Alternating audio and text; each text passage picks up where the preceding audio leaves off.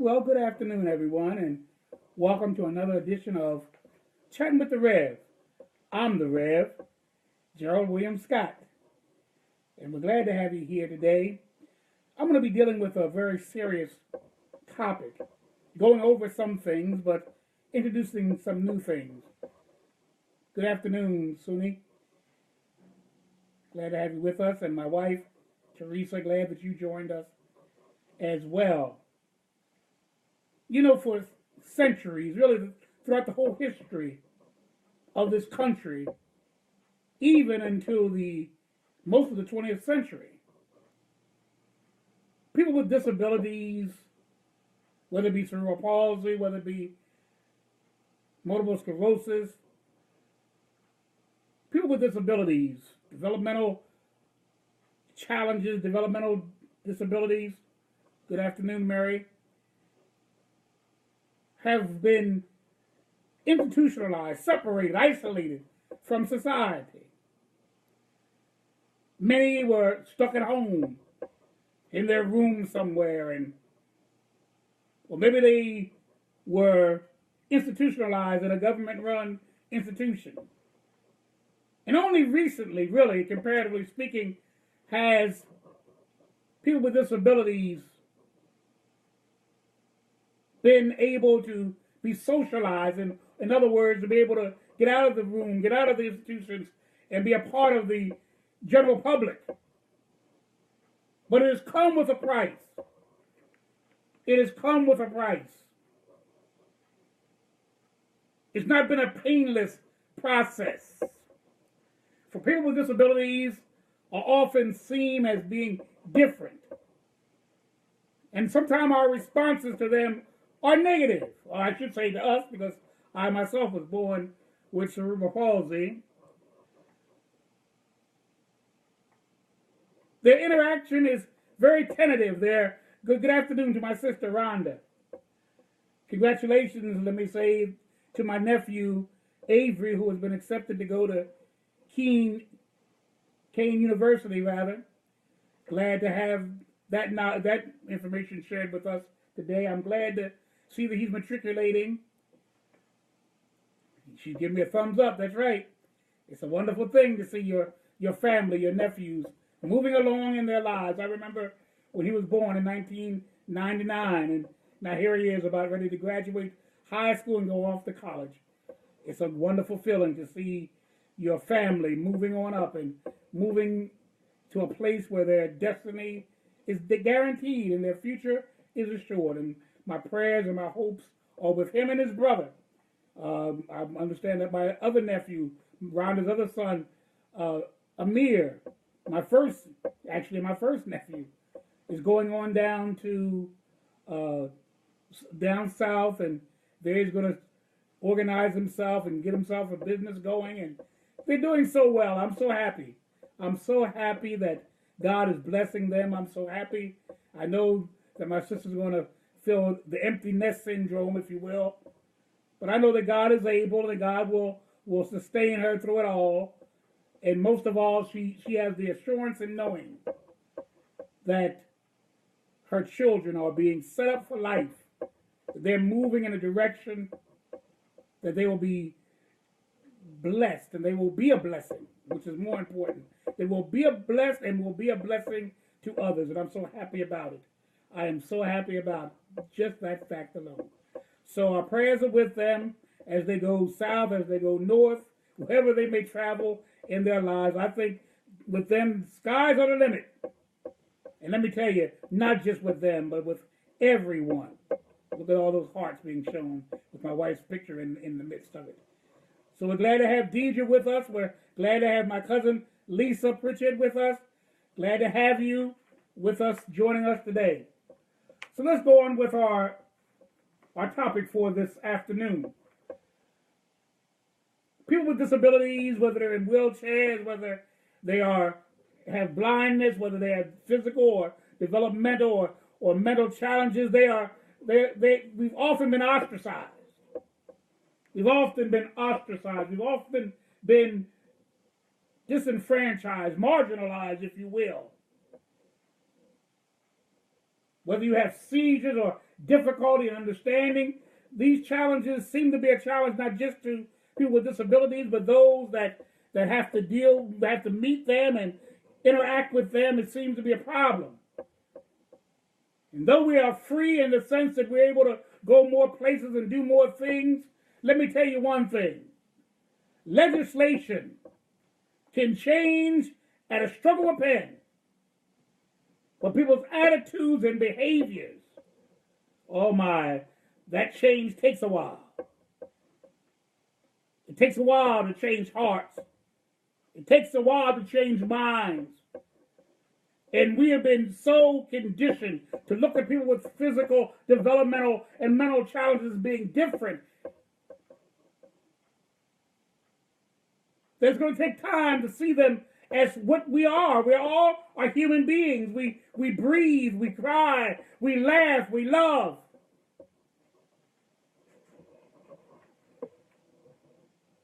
No different. Good afternoon, Mariel. Jackie posted a picture of all of us in class, 6th grade class, on Facebook, and it was good to see you again in that look. Boy, I don't think you've changed much, though. I really don't believe you've changed much since 6th grade. But the stereotypical perceptions of those with disabilities as being persons who are limited, disadvantaged, disqualified, dependent,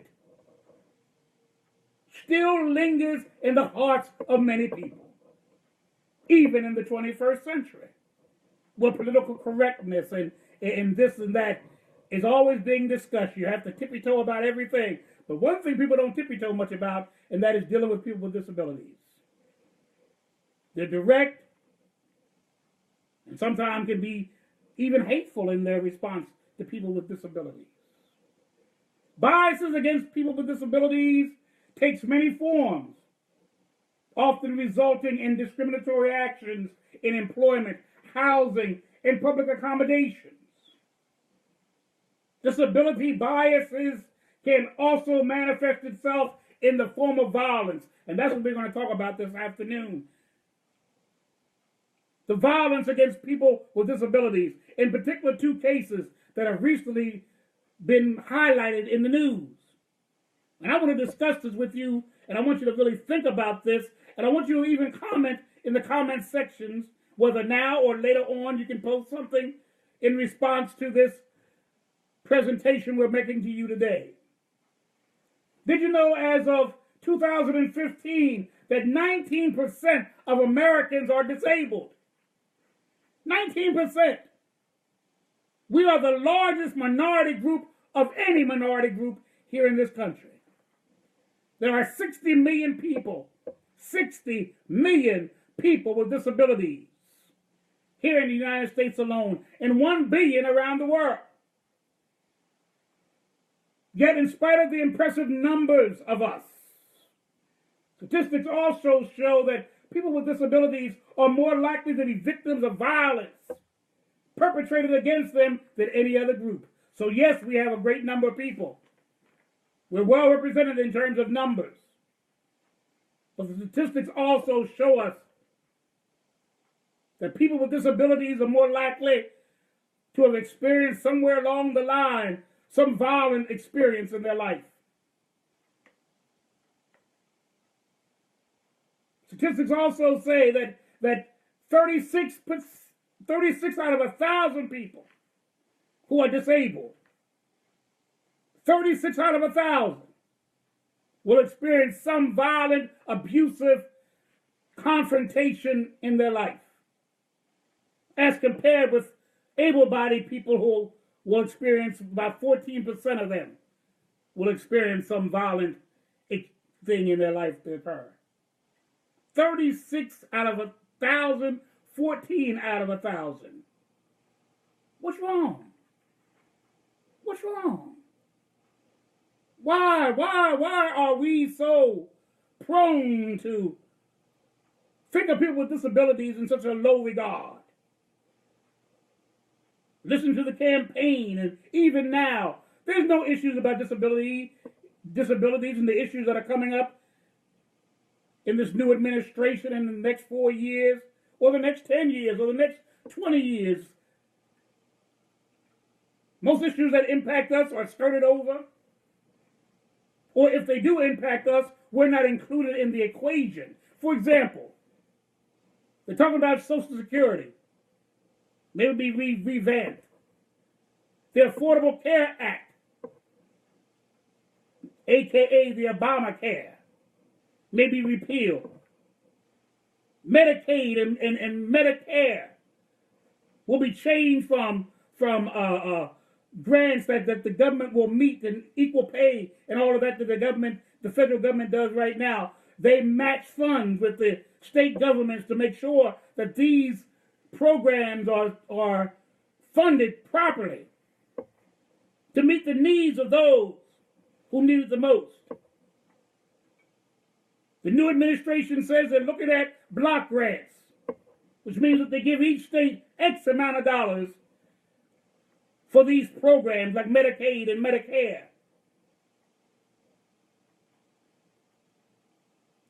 Good afternoon, Shay. These are going to impact people with disabilities.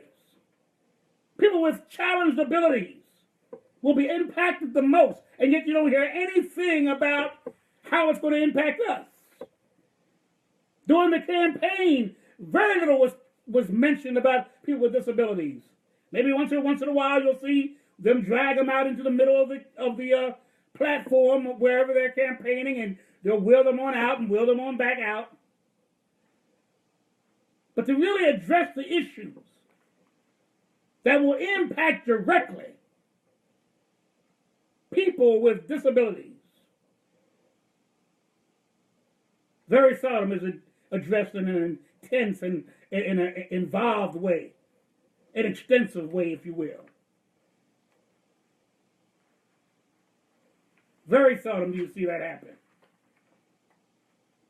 Numerous disabilities in criminological studies over many years indicate a high crime rate against people with disabilities.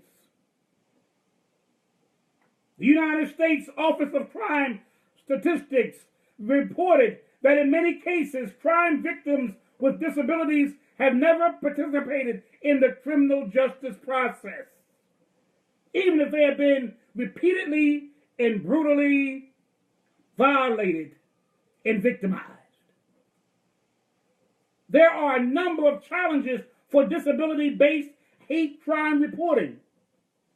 For instance, hate crimes against people with disabilities are often never reported to law enforcement agencies. The victim may be ashamed or afraid of retaliation or afraid of not being believed. Many times, I know it for a fact, that lawyers would say, well, we can't put them on the stand because of their disability. In particular, those who have developmental disabilities. They cannot articulate. They cannot express themselves. They will not be good witnesses and can be easily confused and easily intimidated by the cross-examination and the like. And because of this, and because of the fears of the parents that their child will be exposed to this kind of interrogation, they choose just not to report it at all. Sometimes the individual needs to have an advocate, the caretaker, the family member, and they put them in charge of carrying this thing through when the family member or the caretaker fails to do so. This is another reason why many of these cases are not reported. Or the crime may be reported, but there are no reporting of the victim's disability. Or a crime's been committed, but very seldom is it attached to the person's disability, if they have one. Especially in cases where the victim has invisible disabilities that they themselves do not divulge. Two cases that come to mind when it relates to this. One is the case of Eric Garner. The other is the case of Sandra Bland. Now, it was reported, and it was emphasized that both persons were African American. We knew this. We also know that both of the crimes that they were accused of should not have led to their eventual deaths. Eric Garner was selling loose cigarettes on the corner of Staten Island. That shouldn't have led to no death. Oh, yes, it's illegal in New York and many places in this nation for you to sell loose cigarettes to people. But should that have resulted in his death? Was it such a crime that he had committed by selling loose cigarettes? They call them loosies. That his very life should have been taken for it?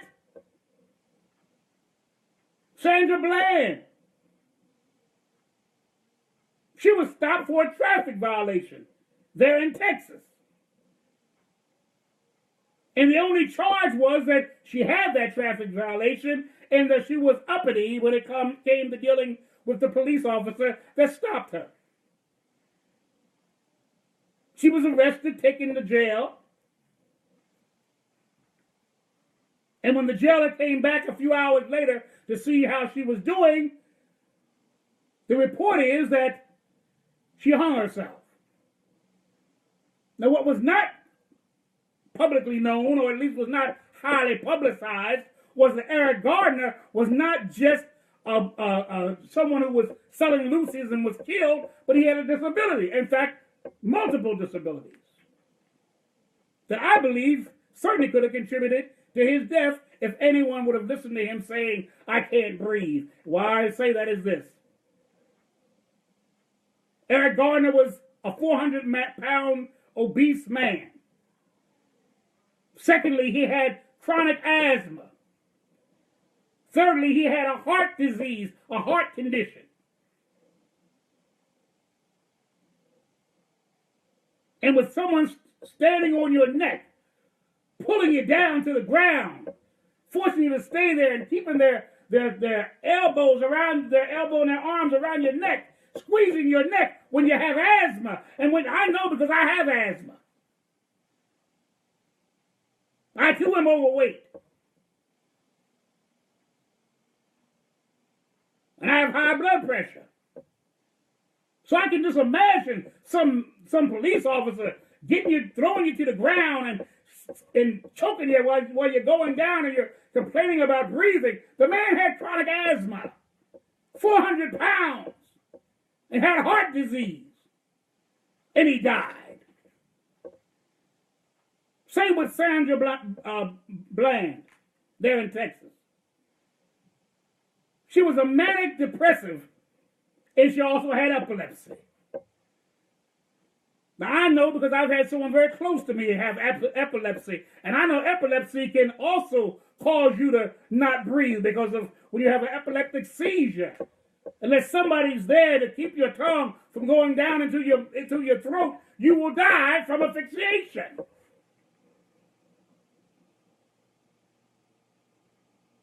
Could that have been the reason why she died like that?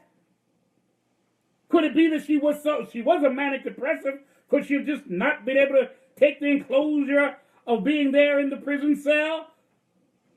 All of these factors that are just washed over and ignored and not emphasized could have at least helped us understand what went wrong in these two cases. Many more I can explain to you. Ethan Saylor,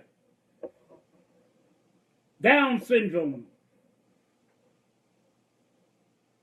went to a movie, paid $12 to see the movie the first time, but he liked it so much. Hello, Pastor Jeffrey Moore. Liked the movie so much he wanted to stay to see it again. When the manager asked him where was another $12 to see the movie again, he didn't have it and said, "I don't have it, but I still want to see the movie." He had Down syndrome.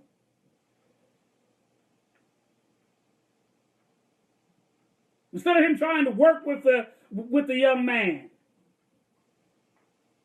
he called 3 police officers now serving as security guards in the theater, but they were off-duty police officers as well. And they forced him to the ground, and once again, virtually for an hour, they were on him.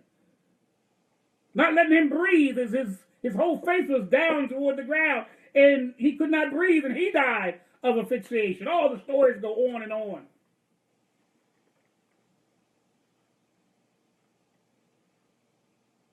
Perhaps the biggest reason, so this is where sometimes the situations, if we would understand them, we are so ready to look at every other condition, every other situation as it relates to why people are being abused, why people are being mishandled, why people are being mistreated. And we don't even look at the fact that maybe this person has a physical, psychological. There was a case there, I think, somewhere in the South. I believe it was in the South. Maybe it was the Midwest. I'm not sure right now. But this young man, he had some mental conditions. He had paint poison in his system. And it created a sense of, and because of this, his whole brain was not functioning correctly. And the instances go on and on and on.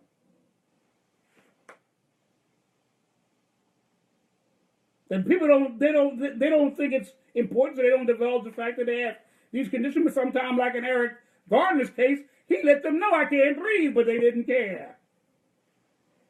Who cares why you can't breathe? And I mean, common sense. A man 400 pounds, he didn't know he had asthma and he had a heart condition. I would assume that there was something wrong there.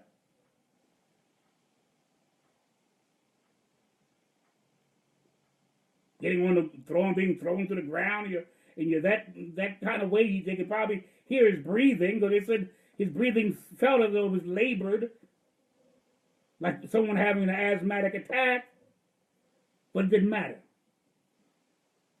We're always saying the police lives matter and black lives matter. I don't believe disabled lives matter a plumb nickel, or at least not enough. Perhaps the biggest reason for underreporting disability-based hate crimes is that disability-based hate crimes are all too frequently mislabeled as being abuse. Even when it means rape and assault and torture, it's still written down as abuse. It's not written down as a hate crime. Now we're going to give you, I want to go on now we're talking about two cases in particular that I consider hate crimes, but I want you to think about it. I want you to look at it as it is. The first one that we want to deal with is the case of that just happened on Christmas Eve, or New Year's Eve rather, there in Chicago, Illinois.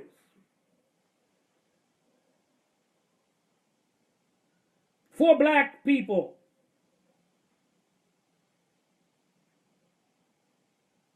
took a young white man who had suffered with schizophrenia and other mental illnesses. They took him and they beat him and tortured him.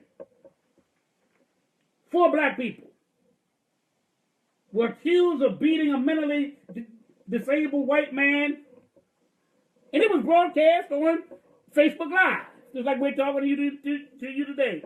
It was broadcast on Facebook Live, how they had bound the man, how they had blindfolded him, how they kicked him, how they punched him, cut his hair, and then cut his scalp at the same time, forced him to drink toilet water.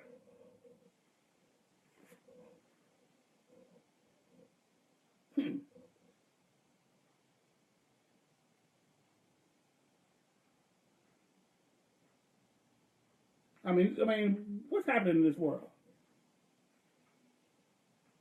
And one of the men actually knew the young man. One of the men actually knew the young man. The young man thought, and so did his parents, it was New Year's Eve, that one of the perpetrators, Jordan Hill, was going to take him to McDonald's.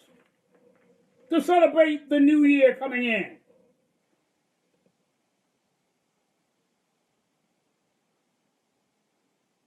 But instead of going to McDonald's, he drove around with the young man for a day or two. Finally ending up in one of their houses. And this is where the abuse took place. One of the men, who I believe to be was Jordan, I believe, or one of those men that were responsible. There were 2 men and 2 females. 3 of them were 18 years old, and one of the women was 24 years old. And one of them called the mother of this young man, who Jordan knew, and demanded that she give them $300. The neighbors hearing the noise, the neighbors upstairs, which means there must be an apartment complex somewhere or another, heard the ruckus and the noise downstairs, and they start complaining.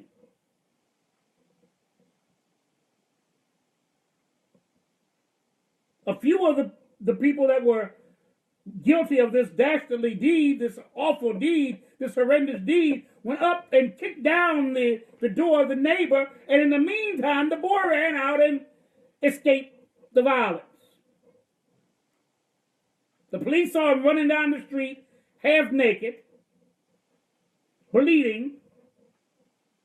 They pulled him aside, took him to the hospital, and they mended him up and all of that, and got a report from them. He said it started out, good afternoon, Prophet O'Shea Morgan. The young man with the developmental issues, well, actual mental issues, schizophrenia, and ASD, I think it's ASD. What's that, Teresa? One of those mental conditions, ASDH, or I think that's what it's called, something of that nature. I do have it, but I was writing it down, but I wanted to be clear on that particular point. Let me see what it says here. Give me 1 second. I'll see exactly what the young man did have.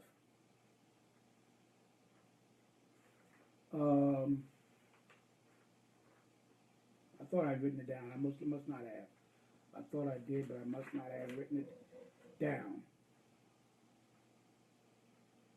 Yeah, here it is. The young man who was the victim was 18 years old, from a Chicago suburb. He suffered with schizophrenia and attention deficit disorder. That's what he had. Schizophrenia and attention deficit disorder.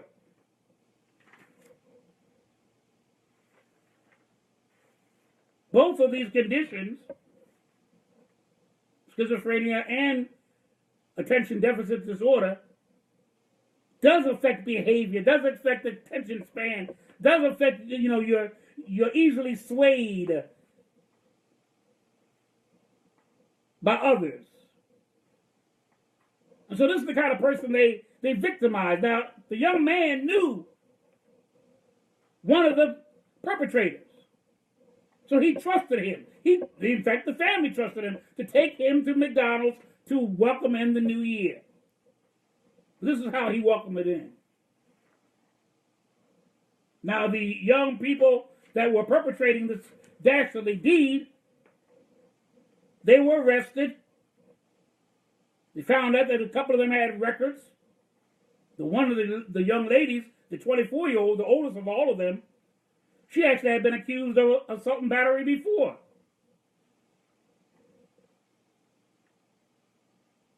The judge decided that he was not going to give them bail, was not going to grant bail for them. And right now they're in jail awaiting a court hearing. Now there was another case. There's another case. This attack occurred on October the 23rd, 2015, when Howard and Tanner Ward, along with a third juvenile, pretending to offer a victim a hug. Now keep in mind, let's look at this thing a little bit. There were three young men who all of them were football players. They were in a community that was predominantly white in the state of Ohio, Idaho. And this young black boy, 18 years old. Look at these teenagers. Everybody's young.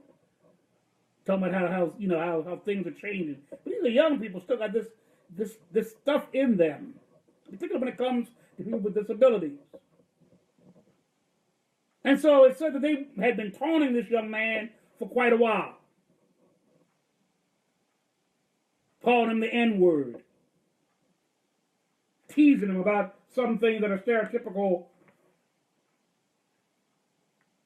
idiosyncrasies about black folk, calling him Kool-Aid, chicken eater, watermelon plucker, cotton picker, all these little derogatory terms. They've been doing this for a while. All on the same team. They were all football players on the same team. This young man who had a learning disability and these others. Finally, two of them, the ringleader being Howard, wanted a hug from him. Him being one of the team members and probably, thought this was a gesture of friendship, allowed them to hug him and him hug them. When they finally got hold of him, they threw him to the ground, took a coat hanger, and sodomized him over and over and over again, getting the hanger deeper and deeper into his rectum.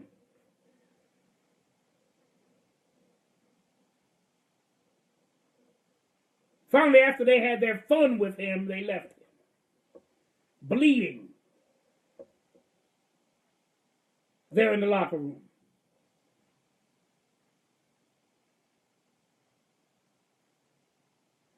This case went to the judge.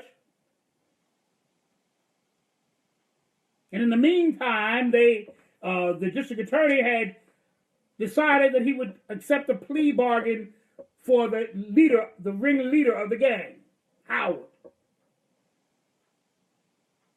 Howard was from a prestigious family in the community. And so Howard won't serve a day in jail. And let me read what it says the district attorney, the deputy attorney general said about Howard's behavior and why they were going to let him off scot-free, no pun intended. Deputy Attorney General Casey Hemmers said that while Howard's behavior was egregious, it wasn't a sex crime. And this is what he says. We don't believe it's appropriate for Mr. Howard to suffer the consequences of a sex offender. Hemmers said, but he still needs to be held accountable. We don't think this has anything to do with sex. We don't think it even was a hate crime. It was just something that got out of hand. And we don't want him labeled as a sex offender for the rest of his life. The judge even said, in time, if he stays in good behavior, this whole thing will be expunged and it won't be in his record ever again.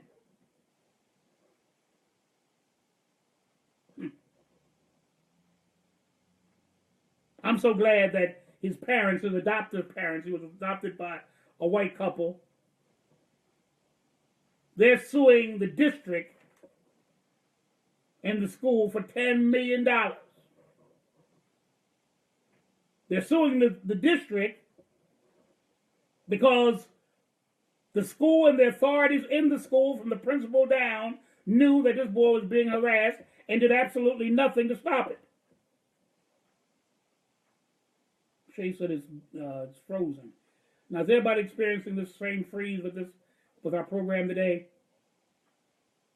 Tell me if you can hear this, if it's okay with the rest of you. I think Shay or somebody said this before about our last video on Friday, but no one else complained about it, or it didn't happen to anybody else. Anyone having a freeze with this program this afternoon? Just put it down in your comments if you are or not. I just need to know whether this is being heard because it's so vitally important, the message we're trying to convey with you this afternoon.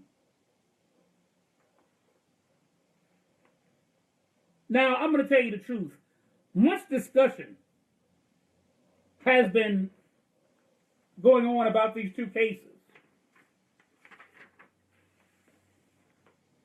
And now that we have looked at each case from a legal and an objective perspective, do you think that both cases should be categorized as hate crimes? I'm asking you the question. Do you think that both of these cases should be considered hate crimes?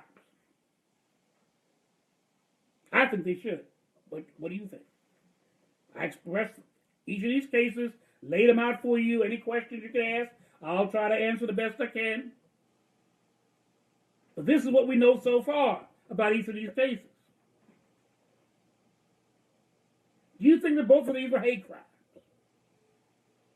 Because we have some experts, even people that in the news industry.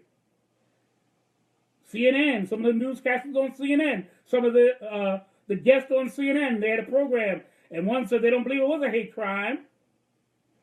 Don Lemon said he didn't believe there was nothing evil about what these. We're talking about the first case now about the young black men and women who hurt and tortured this young man. Nobody talked about the disability angle to this, though. My wife said yes, they were hate crimes, but nobody talked about the angle of disability. They kept on wanting to compare the race thing, and I believe this, and I agree with them on this point, that certainly there was a difference in how they handled the suspects in one case versus the other. The judge did not allow the 4 black youths that were responsible for hurting and torturing this young white boy, did not allow them to have the possibility of getting out on bail. So they're in prison, they're in jail. Whereas the boys that hurt and sodomized the young black man in Idaho will never serve a day of prison in his life. The young boy who was 18, one of the boys was younger and considered a juvenile. He won't go through any prison at all. He may go to some juvenile institution, but I doubt it because when the ringleader got off the way he did, I don't believe any of the other ones will ever be charged. If they are, it'll be a slap on the wrist type of charge, as I'm sure this Howard would get. We know he's not going to prison no matter what, whether it's community service or whatever. Lisa said yes, there were hate crimes. So we agree that these are hate crimes in both instances.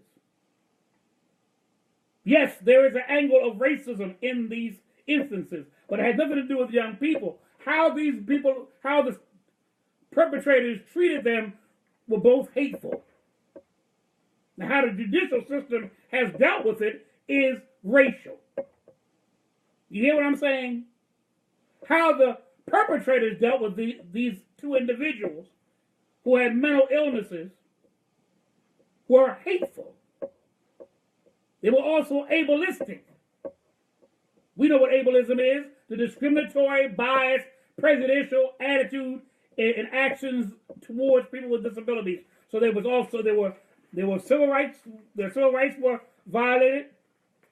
My wife says yes, there's a freeze now, I guess, on her broadcast too. I hope the whole thing is not being heard. If it is, we have to do it again. This is too important. This is current events. This ain't down to 20 years ago, 50 years ago. Current events. This is not even in the 20th century. This is current, right now. One happened just 3 weeks ago. The other one happened last year, less than a year ago. October of 15. That's less than a year ago. Well, it was less than 2 years ago. We're in 17 now. The other one's just a few weeks ago. And we can go on and on and on. I can give you many more stories of current event things that are happening. But we can say one thing, it was hate crimes. So we can say it was a hate crime, both of them.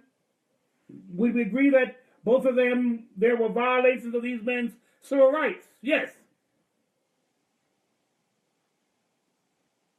To violate someone's freedom is a civil rights issue. To force someone to do something is a criminal act.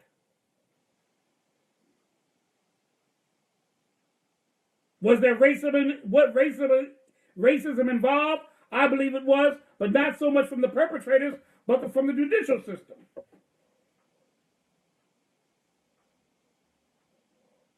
Both are in the Midwest. Illinois and Idaho are Midwestern states. Idaho is very few black people in the state of Idaho. In fact, history says that it was a hotbed of Ku Klux Klan activity. In fact, that young boy, they forced him while they had him down to sing a Ku Klux Klan song.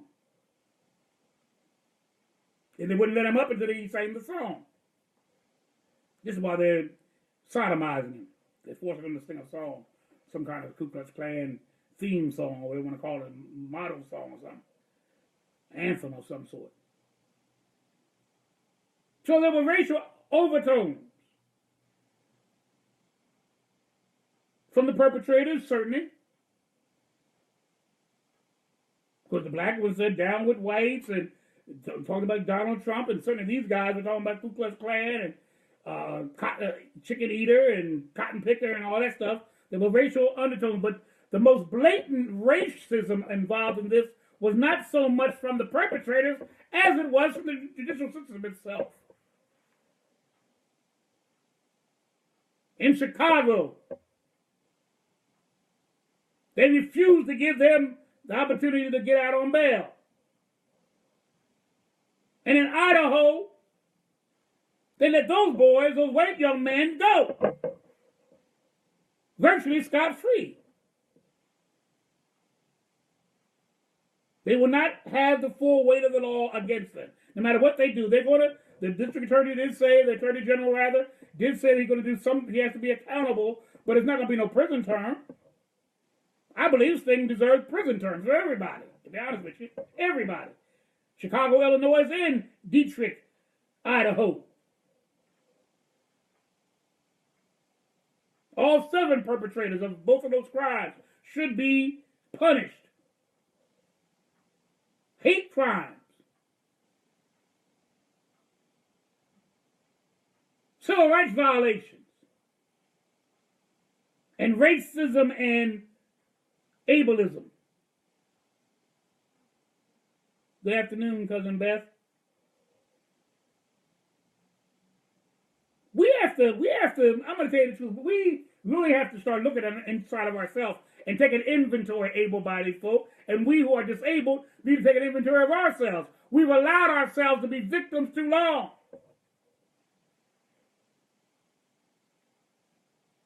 We've allowed ourselves to be victims too long. Not reporting violations and all of this type of thing. We've allowed ourselves to be victims too long. We want to placate and try to get along and all that kind of stuff. Sometimes you got to stand up for the right.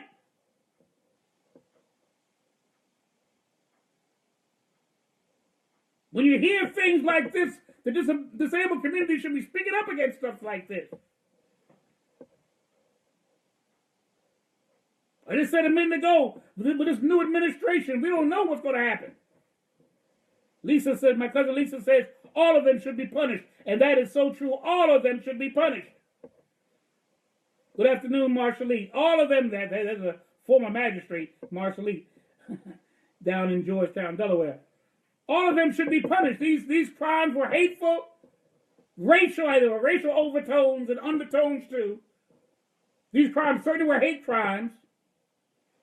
They were ableistic. And let's stop ignoring the fact that these things have been perpetrated against people that have physical, developmental, and mental disabilities. There's something about that too. It's a travesty that you can still go on your search engine on your computer and type in ableism, and it'll mark it with a yellow line underneath as though there's no such a word. There is such a word. But we don't recognize the plight and the historical discrimination that people with disabilities have had to endure forever.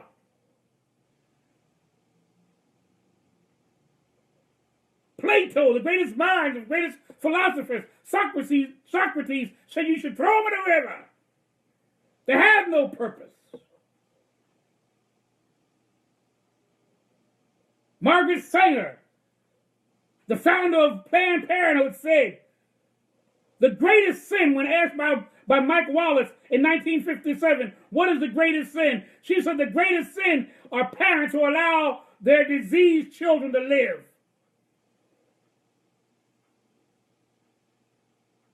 That's the greatest of all sins.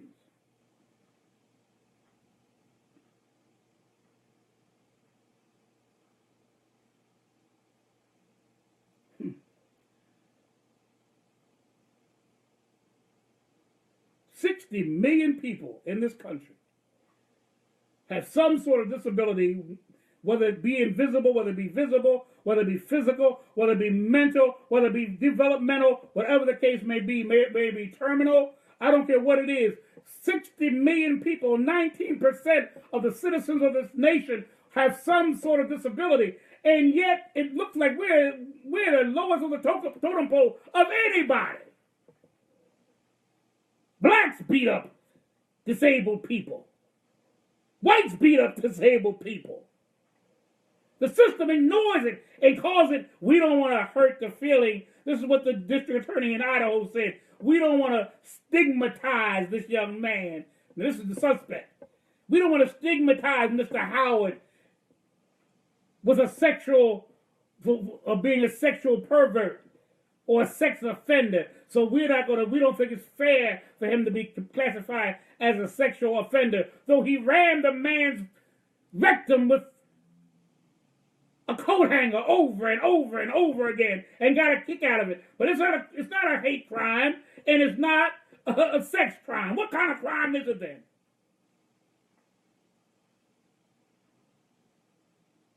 A little abuse.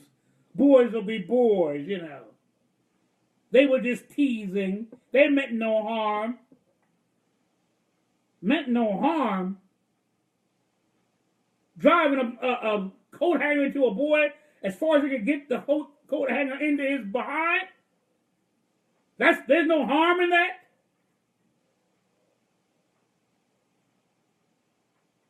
Pushing another young man's face into a toilet bowl, kicking him with your feet, cutting his hair and his scalp.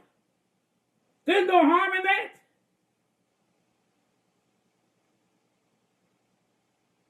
Man, we got to get ourselves together. We in the disabled community, we have to get ourselves together. Family, caretakers, friends, and supporters of people with disabilities, we got to make this year, 2017, good afternoon, Evangelist Drayton. We got to get ourselves together and stand up for this discrimination, this overt persecution of people with disabilities. This lasted too long. And we're not even talking about the folk that are institutions still in nursing homes and places like that are being denied their constitutional rights every single day, over-medicated, left in soiled beds, bed sores that are blistering and becoming infected, even dying for unknown reasons in nursing homes and rehabs and other places like that. We have to get this thing together. There's no way you can call yourself a believer in God, no matter whether you call him Allah, God, Buddha, or whatever. There's no way you believe in a higher power. There's no way that you believe in justice and morality and ethics. There's no way you can believe in that and allow the disabled community to keep on being treated like this over and over and over again. Even to the point you don't want them on the bus with you. You don't want them in church with you. That's right. You don't want them in the synagogue. You don't want them in the mosque. You don't want them at all. You want them to go back into the house. Go back into the institutions. You're an embarrassment. We're uncomfortable.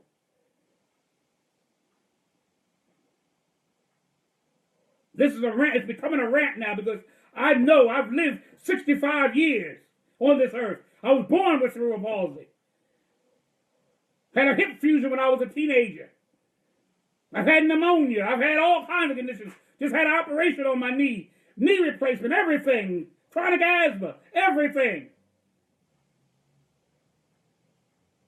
I bet I've had friends that have died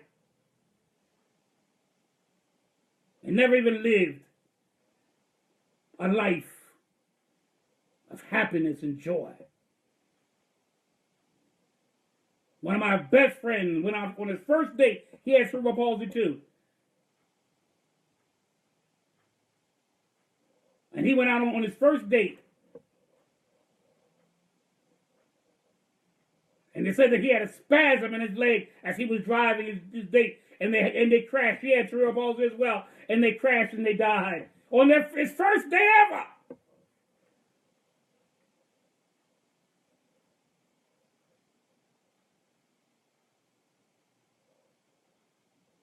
Every human being deserves to be treated like a human being. Every human being deserves to be treated with decency and with respect. Every human being deserves to achieve anything and everything they're capable of achieving. And what we need to do is help them achieve it. Not be the ones who step on their necks and hold them back and refuse to help them.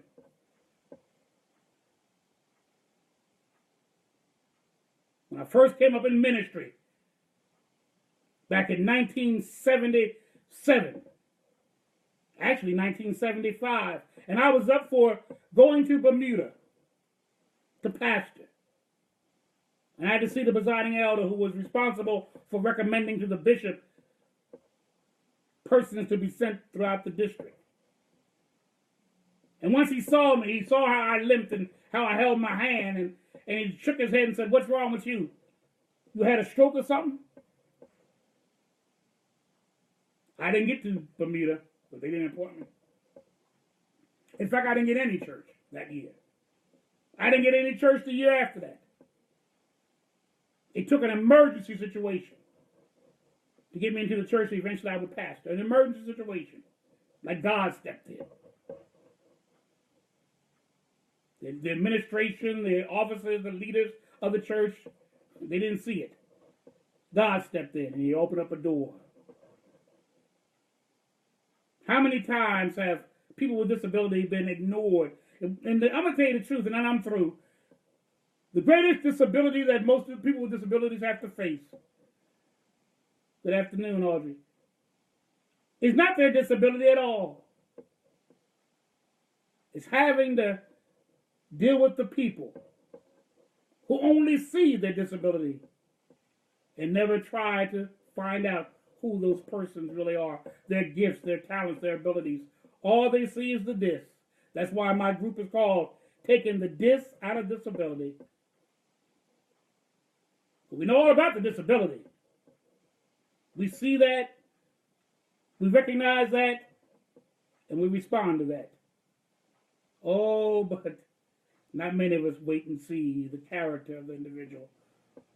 And if all we got to do is make a little accommodations here and there, why can't we do that? If all we're asked for is an open door and give me the opportunity to do what I have to do, and you may have to help me here or there a little bit, what's wrong with that? Lisa, my cousin Lisa says, the heart of the sons of men is full of evil, and madness is in their heart while they live. Ecclesiastes 9:3. This world is full of people that are not happy unless they are doing evil. Some people just aren't happy. I was looking at another young man who has an obvious mental condition. People get on his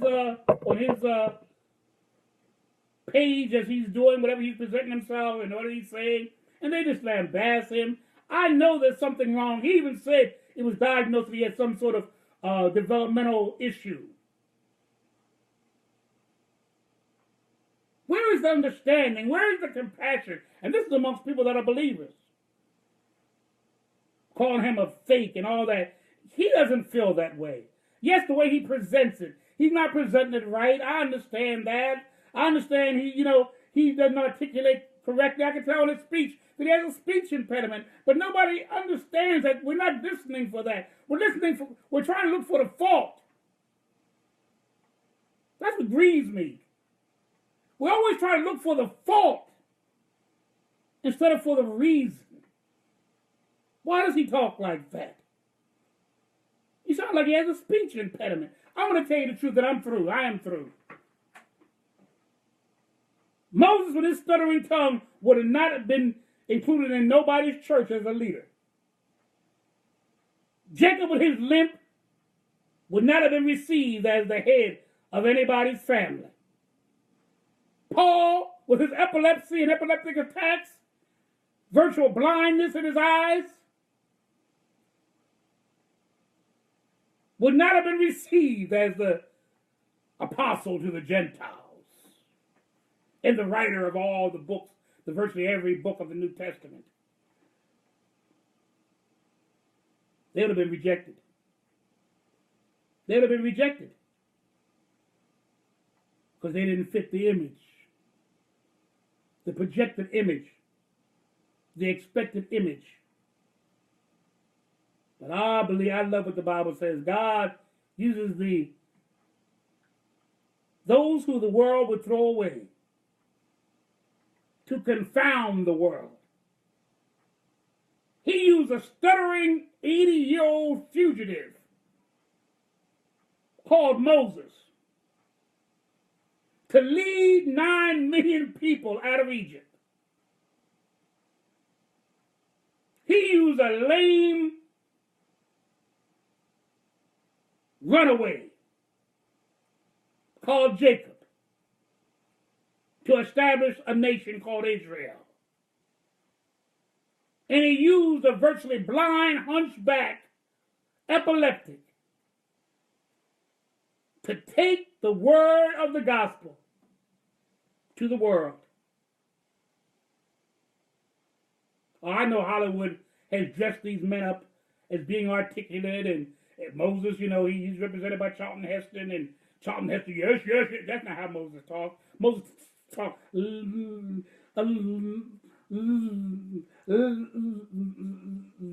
like this.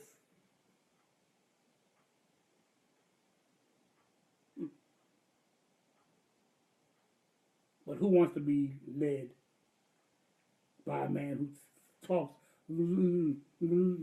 like this? But that's who led the 9 million out. Paul the epileptic, that's who wrote most of the New Testament that you read every day. First, some people say, Romans my favorite. Well, the epileptic wrote that.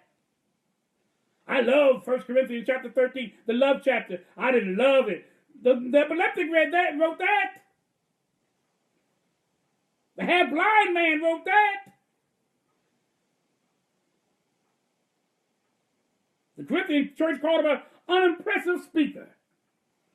Unimpressive. Yet here we are 2,000 years ago being led by the Pauline writings. 2,000 years later. I want to bring it to the forefront because I want people to know that people who have challenges, physical, developmental, and mental challenges, have made an impact on the world and an impact on your life. Every time you sing Blessed Assurance, every time you sing Pass Me Not, O Gentle Savior, you're singing what a blind woman wrote. Every time you go to the opera and listen to a Beethoven symphony or sonata, you're listening to what a deaf man wrote. Every time you go into Philadelphia and they go to the Declaration, the Declaration Hall, the Hall of Independence, and read the Declaration of Independence, one of the signatures on that declaration will be a man called Stephen Hopkins, and Stephen Hopkins had cerebral palsy. You can go right now into Philadelphia, go to Independence Hall, and say, I want to see the document of the Declaration of Independence, and look down there, you'll see a man, Stephen Hopkins, his signature there.